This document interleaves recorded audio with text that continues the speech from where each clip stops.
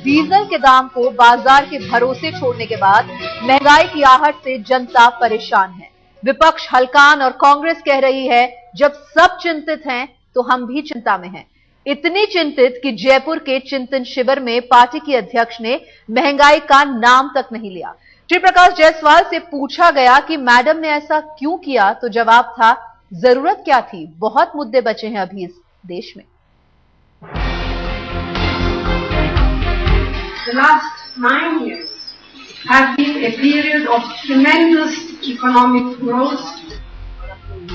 जयपुर में कांग्रेस का कुंभ लगा हुआ है और जनता महंगाई के महाकुंभ में हर हर गंगे कर रही है। डीजल के दाम पर आवाम में कोहराम की खबर फैली तो पार्टी के बड़े बुजुर्ग फिक्रमंद हुए। लगा इसके पहले कि विपक्ष चिंता का ढोल पीटे खुद ही मंजीरा बजा दे। दिग्विजय सिंह की डुगडुगी पर गौर कीजिए। डुअल प्राइसिंग सिस्टम हो, किसानों के लिए अलग हो, बाकी लोगों के लिए अलग हो। दूसरा विकल्प ये हो सकता है कि किसानों के पास अगर ट्रैक्टर और डीजल पंप है तो उनकी सालाना खपत कितनी होती है, तो उसमें सब्सिडाइज प्राइस और उसके मार्केट प्राइस का जो अंतर है उसके माध्यम से उसको हम लोग डायरेक्टली किसानों के खाते में जमा कराते हैं। अब ये समझ में नहीं आ रहा कि दिग्विजय सिंह सलाह दे रहे हैं या शिकायत कर रहे हैं, और कर रहे हैं किससे, क्योंकि सरकार का कोड़ा तो चल चुका है और ये कोड़ा कांग्रेस के ही हाथ में था। दरअसल कांग्रेस की इस चिंता में चतुराई ज्यादा है। यकीन न हो तो जयराम रमेश को सुनिए, कह रहे हैं जाने भी दीजिए, बहुत जरूरी है। 40 पैसे या 60 पैसे से बढ़ाना एक चीज है, 5 रुपया या 6 रुपया से बढ़ाना अलग चीज है। हमने साथ साथ जो एलपीजी सिलेंडर, रसोई गैस के सिलेंडर हैं जिनकी सीमा 6 सिलेंडर हुआ करती थी, सब्सिडाइज सिलेंडर, उसको बढ़ाकर हमने 9 किया है। वो दर्शाता है कि हम संवेदनशील सरकार है। पर डीजल सब्सिडी को घटाने से यह दर्शाता है कि हम एक जिम्मेदार सरकार है। सरकार को जिम्मेदार भी होना चाहिए और संवेदनशील भी होना चाहिए। कांग्रेस चिंतन कर रही है और जनता चिंता में है, तो क्या रियाया की चिंता और राजनीति के चिंतन में कोई रिश्ता है? हम क्या बताएं, श्री प्रकाश जायसवाल बताएंगे। हमारे देश के सामने बहुत सारी समस्याएं हैं। उन सभी समस्याओं पर चर्चा करने के लिए ही ये चिंतन बैठक बुलाई गई थी और उन सारी समस्याओं पर चर्चा हुई। सोनिया गांधी महंगाई का नाम तक नहीं लिया। क्या जरूरत थी वहाँ पर किसी समस्या का नाम नहीं लिया? देश के सामने जो चुनौतियां हैं उनका नाम लिया। चुनौतियों में बहुत सारी चुनौतियां हैं। दरअसल महंगाई पर कांग्रेस की सोच में इतना झमेला है नहीं जितना नजर आ रहा है, वरना सरकार ऐसे सन्नाटा खींच कर न बैठी होती। गुलाबी शहर से आया कांग्रेस का संदेश बहुत साफ है, जनता लाल हो तो हो, उसकी चाल नहीं बदलेगी। जयपुर से शरद कुमार और सुमित अवस्थी के साथ आज तक ब्यूरो। तो कांग्रेस के चिंतन शिविर में अध्यक्ष ने भले ही महंगाई पर कुछ ना कहा हो, चिंता ना जाहिर की हो, लेकिन आम आदमी चिंतित है क्योंकि डीजल की कीमतें बढ़ेंगी तो पूरी तरह से आग लग जाएगी। क्योंकि डीजल से सिर्फ कार ही नहीं चलती है, इसका असर खेतों से लेकर रसोई तक देखने को मिलता है। अगर आपको यकीन ना हो तो देखिए हमारी ये रिपोर्ट।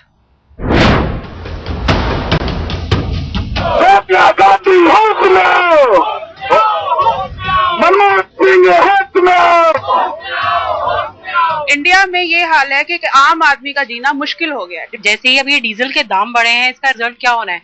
हर चीज महंगी। अठन्नी पर मत जाइए, इस अठन्नी में 58 दर्द का इंतजाम है।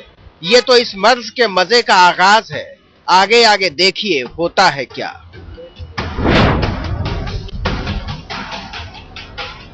ऐसा तो आपको लगता है कि 45 पैसा दे के जान छूटी, लेकिन ये छूटी नहीं है, महंगाई की खूंटी है। एक बार लटक गए तो लटक गए। आप पूछेंगे कैसे, तो सुनिए ऐसे। 45 पैसा तो अभी बढ़ाया है, लेकिन सच ये है कि ये बढ़ता रहेगा। तेल कंपनियों को खुली छूट दे दी है सरकार ने। कहने को अठन्नी हर महीने, लेकिन ये कंपनियां तय करेंगी। जब तक 9 रुपए 60 पैसे की भरपाई नहीं हो जाती तब तक।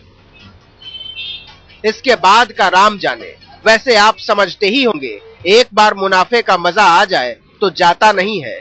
अब इससे होगा क्या, ये भी देख लीजिए। किराया माल भाड़ा महंगा, बस टैक्सी ऑटो सब महंगा, माल भाड़ा महंगा तो फल सब्जी दूध किराने का सामान महंगा। जब ट्रैक्टर महंगा चलेगा, पंपिंग सेट महंगा चलेगा, कोल्ड स्टोरेज महंगा चलेगा, थ्रेशर महंगा चलेगा और चलेगा ही। डीजल से चलते हैं भाई, सीधा मतलब अनाज महंगा। अब जब डीजल महंगा तो फैक्ट्रियों में बनने वाला लोहा महंगा, सीमेंट महंगा, ढुलाई महंगा, मतलब मकान महंगा। और ऐसा एक बार नहीं होगा, हर महीने होगा। नहीं होगा तो कब हो जाए इसका डर होगा, लेकिन होगा जरूर। तो हम अपनी सर्विस जब बेचेंगे, आगे कोई भी सामान हम जब ट्रांसपोर्ट करेंगे तो डीजल के दाम का तो सीधा असर आएगा, और ये दामों से जो हमारे माल भाड़े बढ़ेंगे, ये सारी आगे महंगाई एक आम आदमी के ऊपर जानी है। अठन्नी तो दर्द की विंडो शॉपिंग है, असल शोरूम तो थोक में है, और ये ऐसा शोरूम है जहां जाए बगैर किसी का गुजारा नहीं होगा। डीजल के थोक खरीदार तो अभी से तेल कंपनियों की कृपा पर टंग गए हैं। जो तय होगा वो देना होगा, और फिलहाल तय ये हुआ है कि हर लीटर पर 10 रुपया 81 पैसा ज्यादा देना होगा। मतलब जो डीजल आप दिल्ली में 47 रुपए 15 पैसे में खरीद रहे हैं, उसी डीजल के लिए थोक खरीदारों को 57 रुपया 96 पैसा चुकाना होगा। ये लोग करने कुछ करते, लेकिन पूरा बोझा आम आदमी पे आता पूरा। और आम आदमी कर ही कह सकते हैं ना भाई, खाली बोल सकते हैं और कुछ कर सकते हैं क्या? अब थोक खरीदारों का एक खाका भी देख लीजिए, हाहाकार की तस्वीर साफ हो जाएगी। भारतीय रेल, सरकारी ट्रांसपोर्ट सर्विस, बिजली बनाने वाली कंपनियां, जेनसेट का इस्तेमाल करने वाली विशाल फैक्ट्रियां। अब आप अंदाजा लगा लीजिए कि क्या से क्या हो जाएगा। चलना मुश्किल हो जाएगा, रसोई भी और रास्ता भी। इनफ नहीं है। 9 सिलेंडर तो 6 भी नहीं चलेंगे और 9 भी नहीं चलेंगे। 6 आदमी के लिए कम से कम 10 या 12 तो चाहिए ही चाहिए। कहीं आप ये सोचकर तो तसल्ली नहीं कर रहे कि चलो रियायती सिलेंडर 6 से 9 हो गए, लेकिन खुले बाजार वाले का दाम 46.5 रुपया बढ़ा दिया, तो कुल मिलाकर ये चाकू और खरबूजे का रिश्ता है। गिरे कोई किसी पर, लेकिन कटेंगे आप ही। अहमदाबाद से गोपी घांगर, दिल्ली से तनुप्रिया, मुंबई से वीरेंद्र घुणावत और भोपाल से अमित कुमार के साथ आज तक ब्यूरो। जी हाँ, तो आम आदमी की कमर टूटेगी, वो भी किश्तों में। मनमोहन सिंह की सरकार ने फैसला कर लिया है और कांग्रेस उनके पीछे खड़ी है। ऐसे में विपक्ष ने अपनी भूमिका तय करनी थी, और उसकी भूमिका इसके अलावा कुछ नहीं हो सकती थी कि वो डीजल के दाम पर जमकर बखिया उधेड़े सरकार की। मजे की बात देखिए कि सरकार का साथ देने वाली बीएसपी जैसी पार्टियां इसे जनता के साथ धोखा तो बता रही हैं, लेकिन समर्थन वापसी से साफ मना कर रही हैं।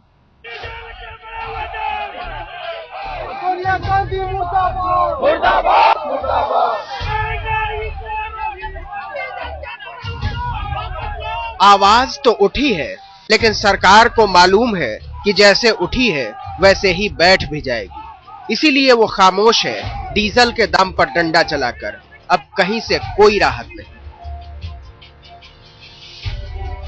सोनिया गांधी मुर्दाबाद, मुर्दाबाद, मुर्दाबाद। सोनिया गांधी मुर्दाबाद, मुर्दाबाद, मुर्दाबाद। अगले साल देश में चुनाव है, तो विरोध की राजनीति सक्रिय हो उठी है। सबसे पहले सामने आई बहुजन समाज पार्टी की मायावती। कहा ये नहीं चलेगा, और जबरन चलाया तो ये सरकार चुनाव में बैठ जाएगी। ये केंद्र सरकार का देश की आम जनता के लिए अत्यंत दुर्भाग्यपूर्ण व चिंताजनक एवं गलत व घोर निराशाजनक नीतिगत निर्णय है। वैसे तो मायावती की बहुजन समाज पार्टी और मुलायम सिंह की समाजवादी पार्टी में 36 का आंकड़ा है, लेकिन मुश्किल यह है कि समाज दोनों के नाम में शामिल है, इसलिए कभी कभी साथ भी आना पड़ता है। आम आदमी पर चौतरफा इससे बोझ बढ़ेगा। एक तो डायरेक्ट जो बड़ी है वो तो है ही, लेकिन जो बल्क पे उन्होंने बड़े पैमाने बढ़ाया है, इससे किराया, भाड़ा, रेलवे का और सारी सब्जियां महंगी हो जाएंगी। जैसे जैसे जनता तेल के खेल को समझ रही है, खुलकर बोल रही है। खलबली मचे या न मचे, लेकिन खामोशी टूट रही है। सर, ये आम आदमी ऊपर ये लोग करने कुछ करते, लेकिन पूरा बोझा आम आदमी पे आता है। पूरा सब लोड हमारे पर ही आता है। अभी हम लोग गाड़ी चलाते हैं, इस पे कस्टमर बुकिंग नहीं देगा हमारे को। हमारे लिए तो बहुत मुश्किल पड़ जाता है सर। हर महीना 2 रुपया 3 रुपया बढ़ाते ही जाता है, क्या करेंगे इसमें? महंगाई बढ़ते है, कस्टमर आते नहीं। तो सरकार का भी सही हो सकती है, सरकार को जनता को लूट ही रही है। बीजेपी वैसे तो बाजार के खिलाफ नहीं है, सहूलियत के हिसाब से अपना बहाव तय करती है और जनता की भावनाओं पर भावुक हो जाना विपक्ष की राजनीति की पुरानी रवायत है। पिछले 8 साल के शासन में देश की हालत चिंताजनक है।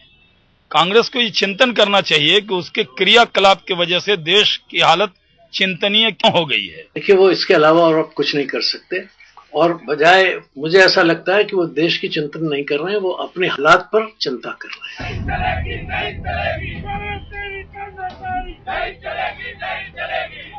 अब बारी थी दिवंगत बाल ठाकरे की विरासत के बोलने की। शिवसेना से संजय राउत सामने आए। कभी कभी महंगाई जैसे मुद्दों पर भी बोलना पड़ता है। पहले रेल अब तेल, जनता की कमर टूट गई है और कितने बार हम रोएंगे, कितने बार आक्रोश करेंगे। खेतों का पटवन करते हैं। जनता की आवाज उठी थी, इसलिए जनता दल यूनाइटेड को भी बोलना पड़ा। शिवानंद तिवारी को सुनिए। ये डीजल का दाम बढ़ा करके उनको और आफत में डालने का काम ये सरकार कर रही है। ये बिल्कुल जन विरोधी नीति है, ये गरीबों के पेट पर लात मारने वाली नीति है। सारी आवाजें इसलिए क्योंकि डीजल का दर्द सहा नहीं जाएगा और सहा नहीं जाएगा तो जनता बोलेगी और अभी जनता की बोली नहीं बोली तो चुनाव में बोलती बंद हो सकती है। इसलिए बोलना पड़ता है, इसी को राजनीति कहते हैं। दिल्ली से बालकृष्ण और अमिताभ सिन्हा के साथ आज तक ब्यूरो।